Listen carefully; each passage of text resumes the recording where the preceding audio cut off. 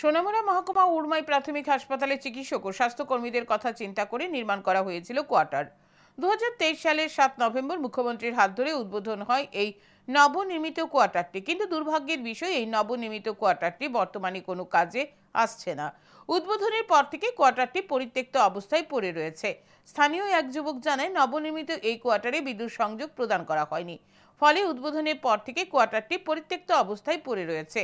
অথচ উরমাই প্রাথমিক হাসপাতালের চিকিৎসক হাসপাতালের দ্বিতলে থাকেন, অপরদিকে একতলায় থাকেন হাসপাতালের নার্সরা। যদিও তাদের সমস্যা হচ্ছে, এইদিকে নবনির্মিত কোয়ার্টারের চারপাশ ধীরে ধীরে জঙ্গলে পরিপূর্ণ হয়ে যাচ্ছে। ওই যুবক আরও জানায়, উরমাই প্রাথমিক হাসপাতাল পরিষ্কার পরিচ্ছন্ন রাখার জন্য নেই প্রয়োজনীয় সুইপার। হ্যাঁ, ঘাস হয়ে রয়েছে কোয়ার্টারের মধ্যে, একদম মনে করেন যে ভূতের বাসা হয়েছে ধরতে গেলে।